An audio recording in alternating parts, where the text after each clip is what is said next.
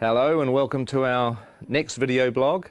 I thought it would be good to carry on talking to Andy Serkis about some of the fun and games we had during our first block of shooting. Andy,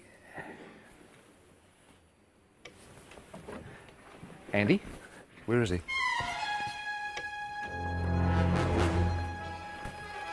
Andy! What is this place? This isn't Wellington. Where am I? Isn't this where James Bond crashed his Aston Martin in 1964?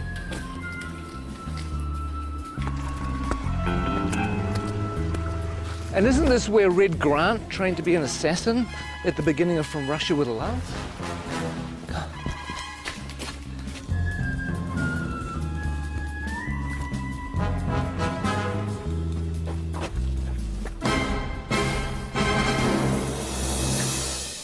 You know what?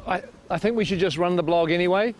So what we did is we asked cast and crew to tell us a few of their favourite memories from the first 3 or 4 months of shooting. So please enjoy that and I'll go figure out where I am.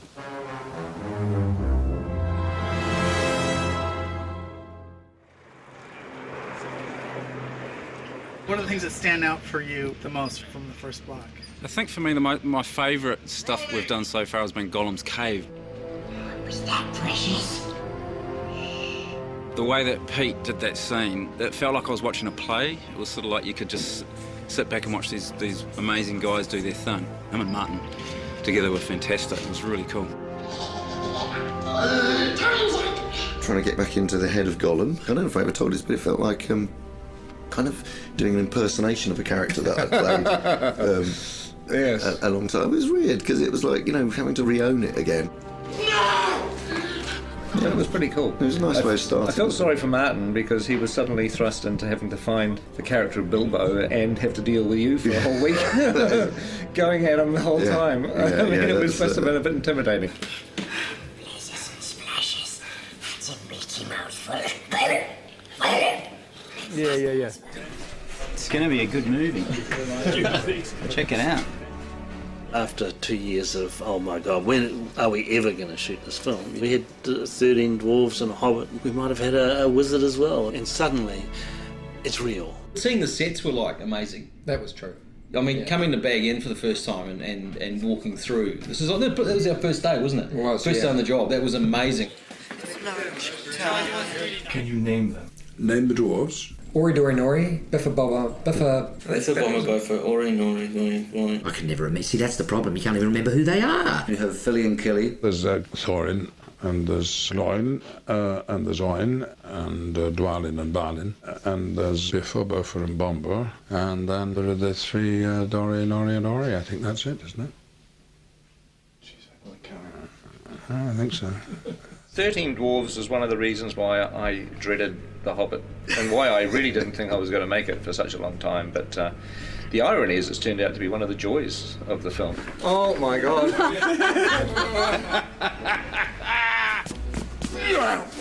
What a challenge. I mean, 13 heroes, or 14 with Bilbo. They all have to be differentiated in a way that isn't necessary in the book, but if you keep seeing them, you want to know who they are and specifically and what their attitude is and why they're on this journey. We need to move now! Come on! Some of the best memories were getting the dwarves ready. Everybody has helped these actors kind of find their way through lots of rubber and lots of hair. Walking through Weta and getting to see our designs and going, actually, God, I look amazing. I look the most amazing of anyone. That was probably the best day, wasn't it? Mm-hmm. Yeah. When you all said, gee, Jed's amazing. That's an amazing We design. did, yeah.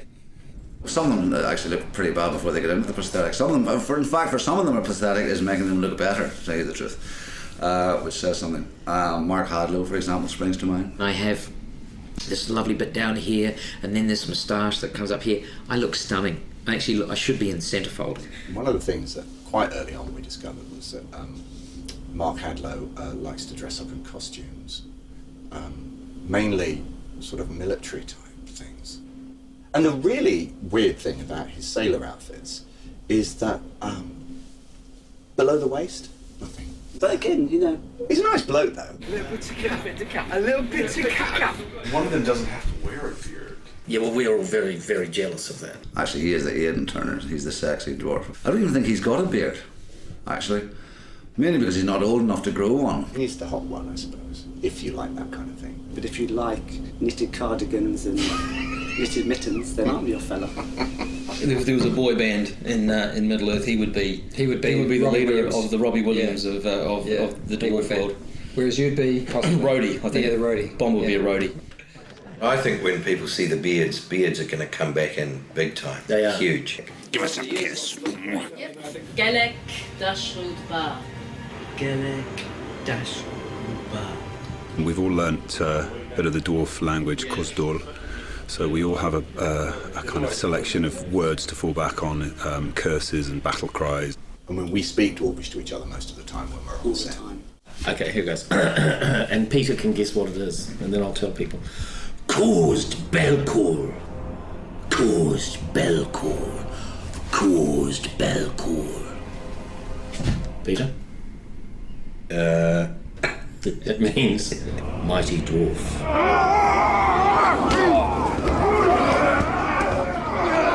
We had Troll Show. Well, you got to do all the fun stuff in Troll Show. Yeah, we did.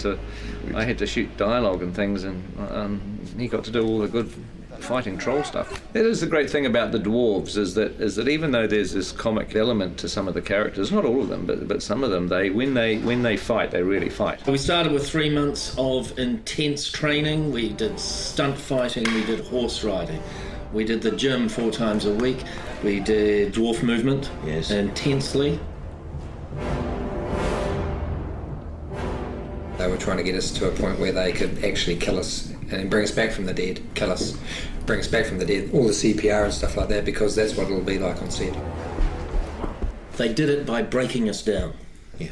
They did it by essentially reducing us to the absolute amoeba stage and then building us up again as dwarfs. We've come through it as better dwarves, I feel. I do too. I know that William's discovered his inner dwarf. I have. Well, we all have, actually. It's a frightening thing, but this is the job that had to be done. If I could say key moments in Block 1, arriving in Rivendell and meeting Elrond and dining at his table, it really feels like you're stepping into Middle-earth. There are some who would not deem it wise. What do you mean? You're not the only guardian to stand watch over Middle-earth. I remember it now, but later on. I love working with Hugo and Kate back in Rivendell again. That was fantastic. Hello. Welcome. I still can't quite get over being on set with Ian as Gandalf and then, Kate Blanchett with Galadriel and Hugo with Elrond, and you just feel like you step back into a movie again. It's kind of weird. Is this a new one? This is different. Yeah, different one. High points really, I think, was getting Kate Blanchett with a long train. Beautiful. Kate, that's beautiful. That is. They're all going to want one. Just don't ask me to walk anywhere. One of the things that I like is that we're getting a little bit of the music into the movie too, the songs. Tolkien wrote quite a few songs for The Hobbit. I got to sing a song. You want to hum a few bars for us now? Oh, it's a classic song. It's after sort of Cole Porter, Gershwin, and that type of thing. There's an inn, there's a merry old inn beneath an old grey hill. He squeaked and soared and quickened the tune while the landlord shook some man in the moon. It's after 3, he said. I think it'd be great if Dwalin just yelled the whole thing. So the cat and the bell went away by the We'll swallow the tipsy cat. Is this the Metallica version? Who is this? That's the Metallica version. Well, I'll be singing at the Oscars is a different matter, but hopefully some people might sing it in the shower. Oh, excuse me. I think this is a Peter Jackson question. Which dwarf would you like to invite to dinner? Well, I wouldn't invite any of them except myself. I'm afraid that the table manners aren't of the best. But you get your fist when you do that! They would not want Biffa over for dinner. He would be like the bottom of the line. Ori, because he'd be very polite. Excuse me. Well, it'd be me, obviously, because I'd cook. Stephen Hunter does pretty well with the bad table manners. He just eats so much. Have you seen the size of him? I mean, oh good lord. He's enormous. I tried to talk to him about cutting down his cholesterol and his butter intake. I don't think you'd invite Norrie because he'd steal all the silverware. You'd never invite Graham McTavish because he would sit there and glare at you and show his forearms all night. Dwallin's a real warrior. When he parties, he goes completely mad, like so many Scottish people. Here you go. Well, the words kettle black calling pot come to mind. I don't think you'd invite any dwarf to dinner, actually. I wouldn't have them all together, though. Not 13, maybe a couple at a time. Special person to meet here, John Rhys Davies. It was fun on one of the days that we were in Bag End with the dwarves that John Rhys Davies came to visit. Oh, yeah? And it was great to introduce him not only to Gloin, who's his father in the story, but also to all the other dwarves. Hello, my boy. It's just like coming home to family. I predicted what John would say, and he pretty much said it word for word. I could just imagine, him saying, "Oh, you poor bastards." that's pretty much what he went on to say. You poor buggers. When he gets you running up the hill in full armour, you'll enjoy that. But you are going to be spectacular. And you'll be chased by women all round the world. but only if you're in costume and makeup. Okay. All right. We've been here since January the 13th. So what is that, 5 months? And we haven't even scratched the surface. Who are you doubling, Pete? I'm doubling Stanley Kubrick. One of the biggest moments was when we all put our gear on and we all stood together, sort of looking around at each other into the characters' faces. To stand in a circle and look at the guys that were going on the quest, I got a real tingle up my spine. Lovely, thank you, that's terrific. I think we can check the gate on that.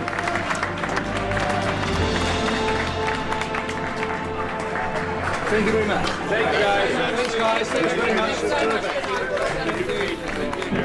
Thank you. Bittersweet moment, but it's time to leave. Hasta la vista. Then driving off. I'm waiting for somebody, sorry. It could have been even... I know. Just go. Oh, really? Yeah, just go. We've had enough. Go. Are you wrapped? No, I'm not wrapped. They're keeping the good people. Okay. Oh, hey, Go again, we'll go hey. now. Hey. Okay, we'll go now. It's a bittersweet moment, but it's time to leave. Hasta la vista. Well, I hope you enjoyed that. I don't know whether there'll be any more because I have to find New Zealand, which I've lost. I think it's over here. Who is that odd little fellow?